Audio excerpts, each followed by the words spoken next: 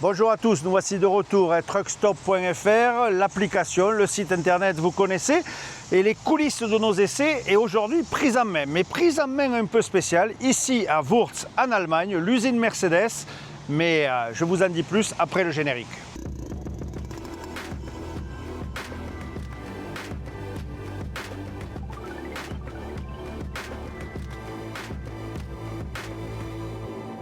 Alors, je vous parlais de choses un peu spéciales. Aujourd'hui, deux prototypes. Alors, encore plus spécial, je ne vais pas prendre le volant parce que la réglementation en Allemagne est un peu différente. Je vais être côté passager, mais nous allons avoir le privilège d'être les premiers à rouler avec un e-Arocs 400, un véhicule de chantier 100% électrique, et également un camion hydrogène, la génération 2 du camion hydrogène liquide de chez Mercedes. Alors oui, je vois vos commentaires, n'aboyez pas trop vite, il s'agit uniquement de prototypes, c'est pas encore pour tout de suite, mais nous, on vous le fait découvrir en avant-première. Sans plus attendre, passons en cabine.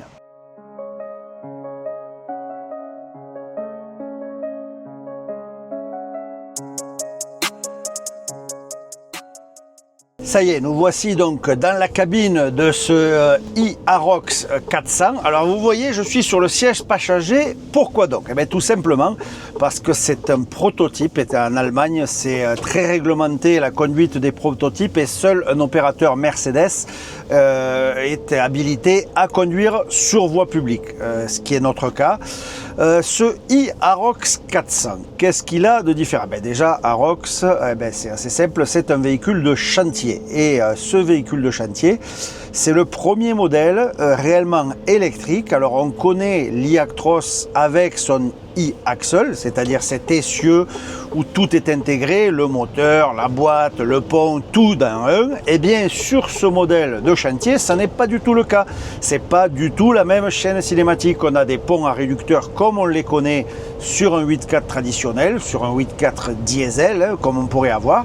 Et à la place du moteur et de la boîte, on a mis ce qu'on appelle une machine électrique, un combiné électrique, qui sort de chez ZF, c'est pas une pièce, disons, issue de la banque d'organes Daimler, c'est le e-Trax de chez ZF. Ici, en version 380 kW en continu, ça nous fait à peu près 516-520 chevaux, et c'est vrai que du coup c'est très fluide. Au niveau du bruit, on entend évidemment le roulement sur la route quand vous avez deux ponts à réducteurs comme on a derrière. Pour faire du vrai chantier, du chantier lourd, évidemment, on entend un peu plus de bruit que dans un camion conventionnel. Mais sous la cabine, il n'y a pas de moteur. Dans le châssis, vous avez ce combiné ZF, moteur boîte, comme on le connaît notamment chez DAF, puisque DAF utilise la même technologie, avec un arbre de transmission qui va directement aux essieux à l'arrière. En termes de capacité de batterie, e-Arocs 400. C'est écrit dans le nom, 400, oui, 400 kWh, 414 exactement. Ça nous donne une autonomie d'environ 200 km sur de la livraison de béton, sur une application chantier. Et soyons clairs, ça peut faire sourire 200 km, bien sûr des applications chantier. Il est souvent rare qu'on fasse plus. On est en centre urbain, on est en agglomération. Il est rare qu'on fasse plus, donc ça correspond à une certaine utilisation. Attention, je vois déjà les commentaires, on ne pourra pas l'utiliser pour tout. Ça, vous avez entièrement raison. En termes d'habitacle, alors ici je suis réellement dans un prototype. Il y a un peu des fils, il y a des ordinateurs, on est en fin de développement. La production commencera en fin d'année 2026. Et on commencera à en voir sur nos chantiers à partir de 2027. Mais ce qui est sûr, c'est qu'on est dans un environnement Mercedes. Il n'y a aucune différence par rapport à un Arocs conventionnel. La seule chose, c'est que sa motorisation est zéro émission. Elle est électrique. Pour les chantiers type Grand Paris ou pour les agglomérations qui vont interdire les véhicules diesel, ça pourra être une alternative. Alors oui, je vois aussi vos commentaires. Qui va payer? Ça, c'est un bien, un grand dilemme. Ce qui est sûr, c'est que ce ne sera pas des millions d'exemplaires qui seront commercialisés, ça, enfin en tout cas pas pour l'instant. Mais Mercedes répond à une demande pour faire face peut-être aussi à l'arrivée des Chinois. Soyons clairs, on a essayé dans Truck Stop le camion Sany, hein, celui dont tout le monde a un peu peur, puisque ce camion Sany Made in China, il est à un prix très compétitif. C'est également du 100% électrique et un peu le même concept avec un combiné électrique moteur-boîte et des ponts traditionnels à l'arrière. Donc des silhouettes assez similaires. Les packs de batterie là aussi sont placés derrière la cabine comme sur le Sany pour la simple raison dégager le passage entre les roues afin d'offrir des capacités de franchissement plus importantes. Donc des silhouettes assez similaires sur ces camions dits de chantier.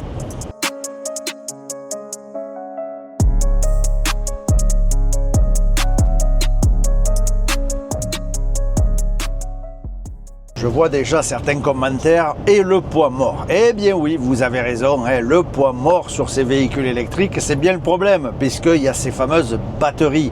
Alors certes, il y a des exemptions pour, en tout cas des tolérances pour les véhicules électriques. On a droit, suivant les pays, à 1 tonne, 2 tonnes. Ça encore, l'Europe ne s'est pas trop accordée sur une réglementation commune. Mais oui, ce camion est plus lourd qu'un camion diesel. Environ 12 tonnes à vide, donc évidemment, ça réduira la capacité de transport derrière. On est en gros entre 2 tonnes et demie plus lourd que un modèle plus conventionnel diesel, donc c'est un handicap. Mais il faut être clair, c'est aussi le prix à payer d'un zéro émission. Il n'y a pas de solution miracle. Les gens qui veulent nous vendre du rêve, redescendons sur terre, les réalités elles sont bien là. Alors certes il y a des avantages, mais oui il y a aussi pas mal d'inconvénients.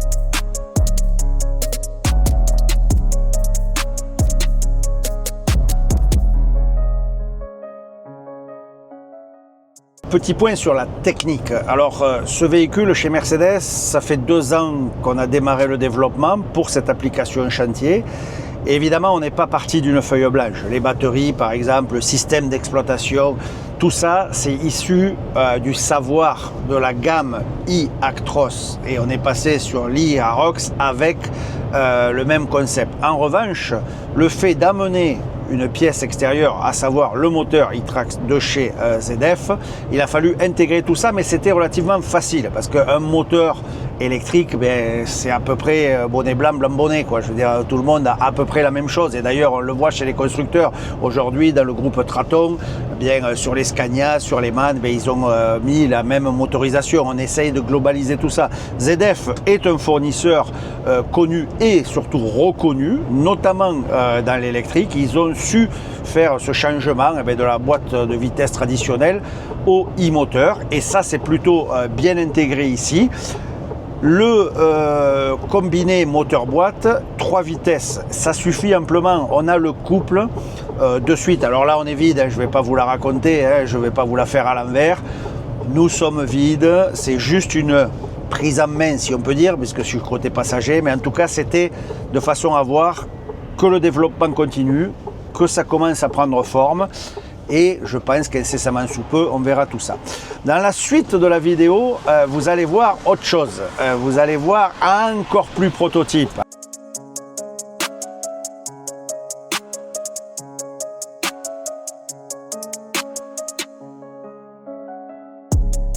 Alors, je vous ai parlé d'un second camion réellement prototype. Eh bien, tout simplement celui-là, le Gen 2 H2, la génération 2 du camion hydrogène liquide de Mercedes. On avait, il y a longtemps, essayé un camion de la phase 1, ici avec la phase 2, au-delà du design qui reprend tout simplement la Procabine, on s'aperçoit également que le camion est beaucoup plus fini, beaucoup plus avancé, des tests ont été faits et maintenant une centaine de ces camions vont partir en entreprise pour la dernière validation avant une commercialisation aux alentours de 2030. Vous voyez, on est encore en phase prototype, mais chez Truck Stop, on est toujours aux avant-postes.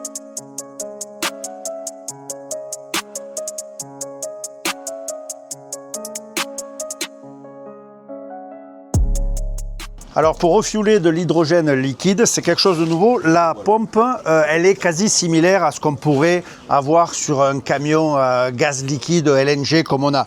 En revanche, c'est un peu plus lourd et la simple pression, on vient l'emboîter et on tourne de façon à clipser le tout et c'est fini. Pas besoin de protection. Pas besoin de gants spéciaux comme le gaz liquide. Avec l'hydrogène liquide, on est en sécurité. Il s'agit encore que d'un prototype, mais en tout cas, c'est assez facile à remplir. Un détail, 10 minutes pour faire le plein, 1000 km d'autonomie. C'est à méditer lorsqu'on doit rester des heures et des heures sur la borne pour charger un véhicule électrique. Ici, nous sommes bel et bien avec un véhicule électrique, mais qui fonctionne avec une pile à combustible et de l'hydrogène liquide. 10 minutes, 1000 km. Par rapport à la station, c'est simple comme bonjour. Il suffit de se connecter. Une fois que le camion est connecté, on vient choisir le programme et on appuie sur le bouton et ça va se remplir tout seul. Comme je vous ai dit, le délai, c'est entre 10 et 15 minutes pour remplir totalement le véhicule. Donc autant dire, c'est plus rapide que faire un plein de gasoil et beaucoup plus rapide que faire un plein d'électricité. Et tout ça pour une autonomie de 1000 km. Donc c'est quand même assez impressionnant.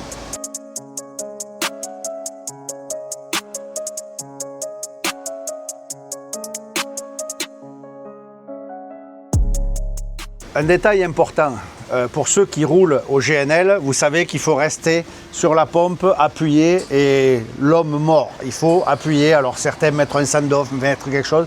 Ici, une fois que vous avez enclenché le système, vous appuyez sur le bouton, 15 minutes, vous pouvez faire autre chose. Pas besoin de rester, le camion et la station vont gérer tout seul.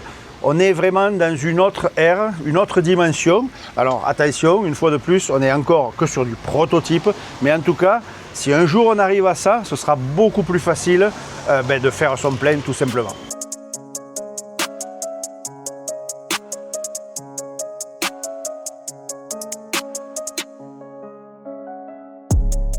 Explication technique par rapport à l'hydrogène liquide. La température de l'hydrogène liquide, c'est moins 250 degrés, là où on est en gros à moins 150 degrés sur du LNG.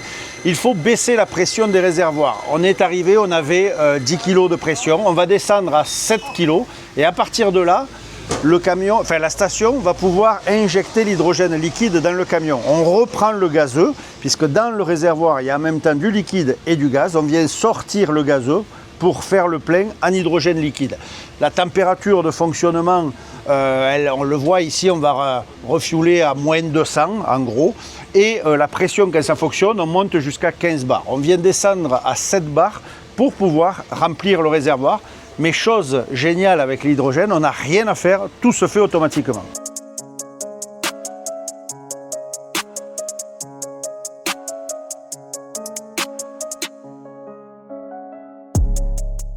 Par rapport à la capacité d'hydrogène que l'on peut amener, 85 kg sur ce camion avec 2 réservoirs de chaque côté.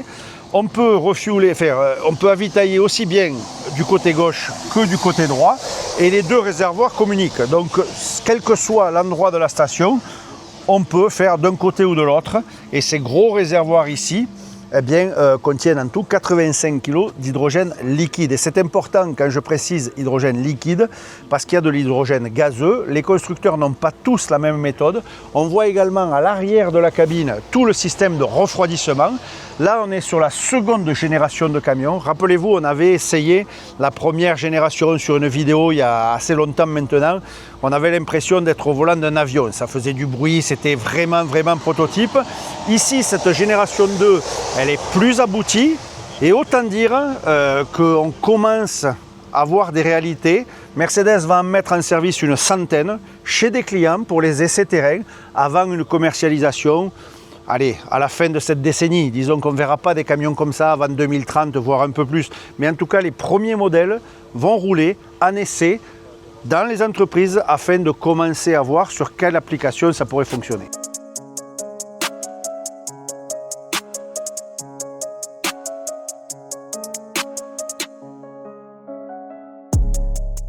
Alors, à tout moment, lorsqu'on veut arrêter, qu'on estime qu'on a assez d'hydrogène liquide, il suffit de pousser le bouton stop, end of main fueling, ça veut dire qu'on vient d'arrêter le remplissage des réservoirs, mais à ce moment-là, on ne peut pas débrancher tout de suite. Il y a tout un process de vérification de façon à ce qu'il n'y ait pas de fuite, de façon à tout mettre en sécurité. Et lorsque l'écran m'indiquera OK, je pourrai aller déconnecter mon camion. Donc très simple d'utilisation. et on voit, voilà, post-fueling. Là, on vérifie la pression. On entend des bruits nouveaux dont on n'est pas habitué. On voit que ça reprend le gaz qu'il y a dans le tuyau, etc. de façon à désaccoupler le camion en toute sécurité. L'écran vient de m'indiquer que c'est la fin de la procédure. Je peux désaccoupler et à ce moment-là, je reviens ici. Je prends tout simplement quart de tour, je désaccouple, je remets la pression. On voit que c'est froid, hein, vous voyez le bout. Je désaccouple, je viens retirer ma masse, tout simplement, puisque comme sur un véhicule au gaz, je mets la masse. Je viens refermer le bouchon du réservoir et l'opération est terminée. Je sors le senseur, ça c'est un capteur de gaz. Je viens remettre tout ça à la station et l'opération est tout simplement terminée. Avant de passer sur la piste d'essai de l'usine de Daimler, important de comprendre qu'il s'agit d'une technologie pile à combustible. C'est quoi pile à combustible? L'hydrogène, il va alimenter la pile à combustible pour produire de l'électricité. Mais en gros, cet Actros, c'est un Actros électrique. Le e-Axle, c'est exactement le même que ce qu'on retrouve sur les e-Actros 600 que vous voyez déjà sur la route. Le véhicule est un véhicule électrique. La seule différence, c'est qu'à la place des grosses batteries d'un véhicule électrique, on a ces réservoirs d'hydrogène avec ces fameuses piles à combustible. Ce sont des selles centriques, il y en a deux, il y a 300 kW de capacité et c'est ces piles à combustible qui produisent l'électricité qui vont venir alimenter l'essieu arrière. C'est un concept différent, mais quand certains disent « Ah, l'hydrogène, c'est le futur, etc. » Attention, il y a beaucoup d'applications différentes sur l'hydrogène, il faut bien comprendre ça. Et concernant Mercedes, c'est un véhicule électrique à pile à combustible qui, en effet, fonctionne à l'électricité. Tout ça, il faut bien intégrer, c'est nouveau, c'est pas encore pour tout de suite et on aura le temps de bien tester tout ça. Mais sans plus attendre, on va passer sur la piste histoire de prendre le volant de ce camion.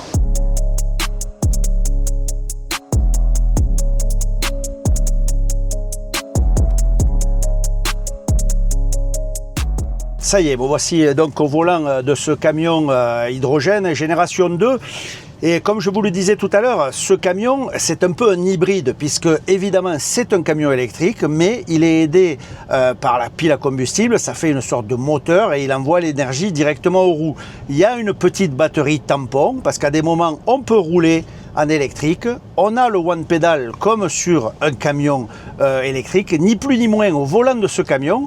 On a réellement l'impression d'être avec un camion électrique. Et aujourd'hui, franchement, on est vraiment bien plus évolué que la première version. On a l'impression d'être dans un camion de série. Pour preuve, je vais faire un freinage d'urgence ici sur du pavé mouillé.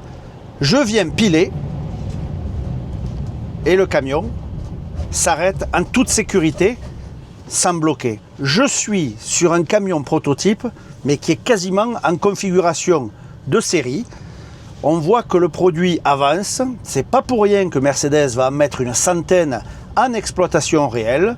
Mais en tout cas, au volant de ce camion e-Actros, on pourrait l'appeler, on a réellement l'impression d'être avec un camion électrique comme on le connaît dans le commerce. C'est franchement impressionnant. Ce Génération 2 H2, c'est tout simplement un camion électrique, mais sans grosse batterie qui fonctionne à l'hydrogène.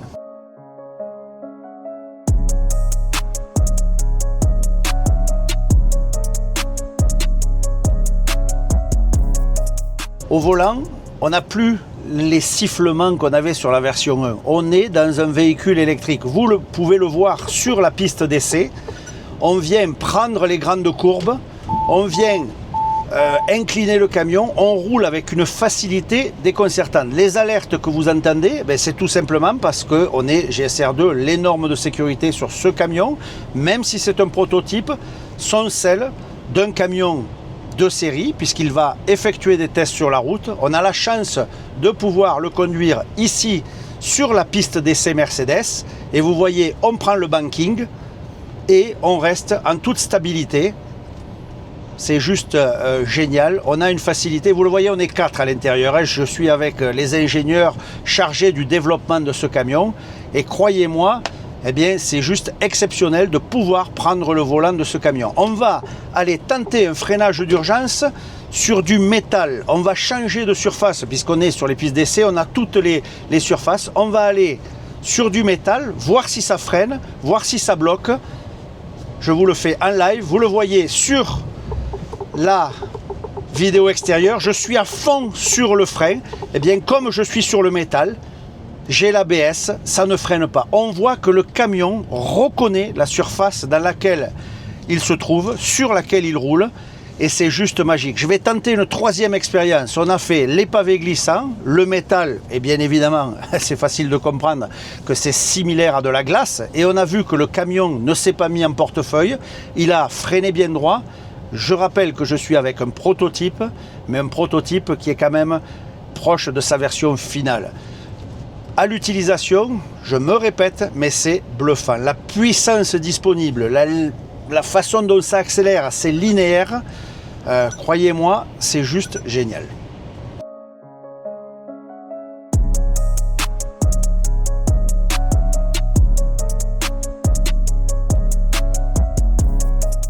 Je vais faire un troisième essai de freinage d'urgence. Vous voyez les conditions, il pleut, le temps est dégueulasse. Bon, on est en Allemagne hein, de l'autre côté, hein, mais vous voyez, je vais aller me mettre sur la surface béton et je vais, une fois de plus, appuyer à fond sur le freinage de façon à voir ce que ça donne. Je suis à 75 km/h. Je suis sur le béton, en ligne, j'ai mon ensemble sous l'eau et là, j'appuie le freinage. C'est impressionnant. Regardez, on vient de s'arrêter. 42 tonnes. Pourquoi 42 tonnes, vous allez me dire? Tout simplement parce que mon prototype, en Allemagne, c'est 40 tonnes. Vous savez qu'en France, on est à 44 tonnes. En Allemagne, c'est 40 tonnes plus 2 tonnes, car il s'agit d'un véhicule électrique. On a la même exemption que sur un e-Actros 600. On a droit à ces 2 tonnes. Ce n'est pas le cas en France, puisque comme nous sommes à 44, eh bien, on est à 44. On l'a dit tout à l'heure, c'est vrai que tout ça, ça handicape le poids mort du camion, hein, c'est évident. Alors les critiques, je vous épargne, hein, on sait tout ce qu'il s'agit ici de prototypes. On parle d'une commercialisation aux alentours de 2030. On n'y est pas encore, mais chez Truck Stop, on a la chance de pouvoir vous faire découvrir ces prototypes. Et croyez-moi, à ce stade, c'est un vrai privilège parce que personne n'avait encore conduit ce type de véhicule. Je suis au volant parce que nous sommes sur la piste d'essai. Je vous l'ai dit tout à l'heure, sur la route, on n'a pas d'habilitation spécifique, mais en tout cas, ici, une chose est sûre, on a la chance de prendre le volant d'un tel véhicule et on est vraiment en avance sur notre temps. Ces véhicules-là, je ne sais pas quand est-ce qu'on les verra, mais ce qui est sûr, nous, on les aura déjà conduits.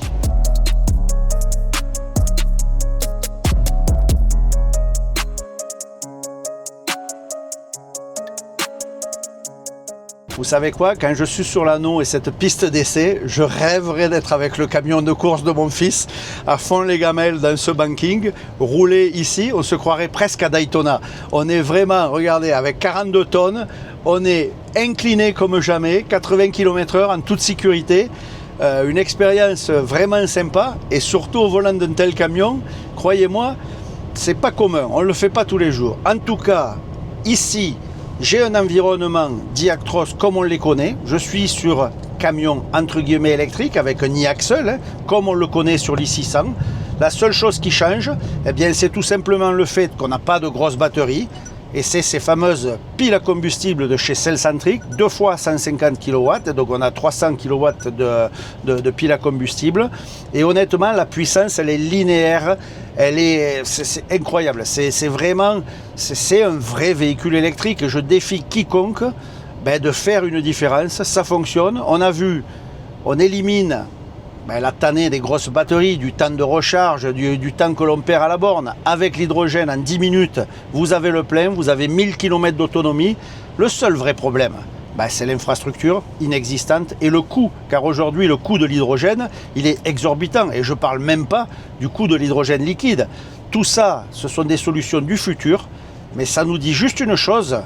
Je pense qu'il y a encore beaucoup de choses à découvrir. Et les 10 prochaines années, Ben, ça s'annonce passionnant. Alors évidemment, hein, ceux qui c'était mieux avant, ça c'est sûr, ils vont faire grise mine.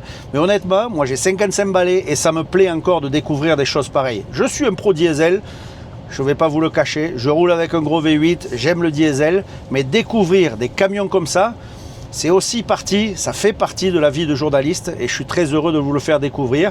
Tout ça sur truckstop.fr.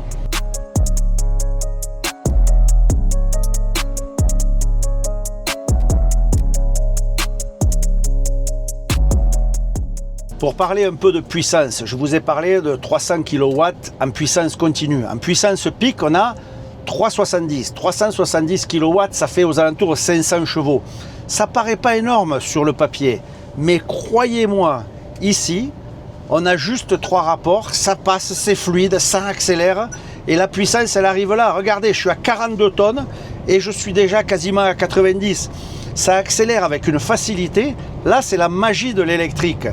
Et idem, si je relâche, si je viens enclencher ce que je vais appeler mon ralentisseur, eh bien, une fois de plus, je viens récupérer de l'énergie car j'ai quand même une batterie tampon, même si je ne suis pas avec des gros packs de batterie comme un véhicule conventionnel comme nous les connaissons aujourd'hui, eh bien, j'ai quand même la possibilité de venir récupérer de l'énergie.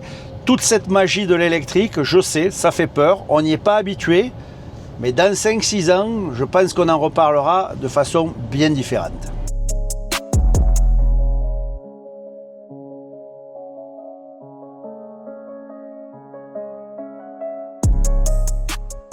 Précision technique.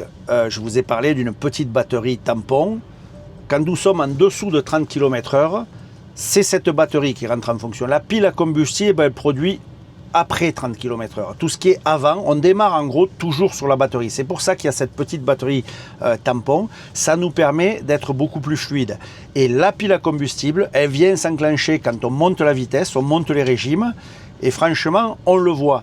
Et ce qui est étonnant, bien, c'est tout simplement cette puissance disponible d'un coup. 500 chevaux sur un camion diesel, on dirait que c'est la moyenne. Bien, ici en électrique, la sensation, elle est décuplée et on n'a vraiment pas l'impression d'avoir 500 chevaux, mais bel et bien 600, 700 et beaucoup plus. Rappelez-vous le test que nous avions fait avec l'Iactros. Nous avions fait 500 km et j'avais gravi le col du Pertus quand on est au Boulou pour passer en Espagne. Il y a une énorme côte. Rappelez-vous, 40 tonnes chargées à bloc, on est monté à 80 km/h. Eh bien, c'est ça un véhicule électrique et ce véhicule hydrogène, ben, c'est ni plus ni moins qu'un vrai véhicule électrique.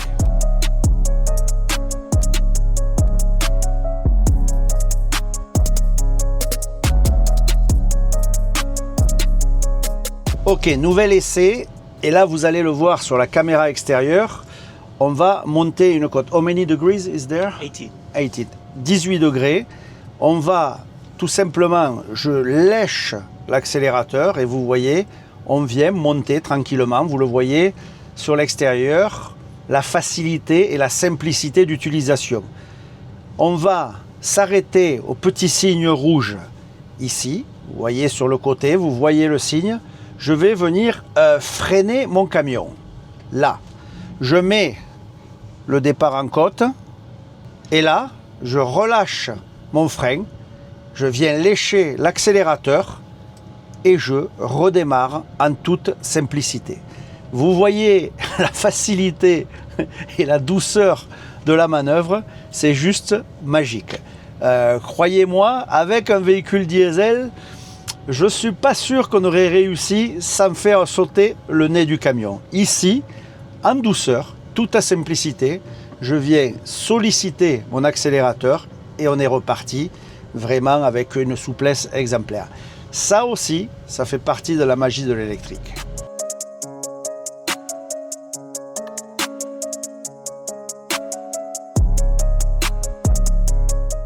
Allez, voilà le moment de la conclusion de ces essais. Vous avez vu un Iarox 400, donc véhicule que l'on aura bientôt sur le marché. Pour celui-ci, il va falloir attendre un peu plus longtemps. Comme je vous ai dit, l'hydrogène, allez, en commercialisation, on ne sera pas avant 2030.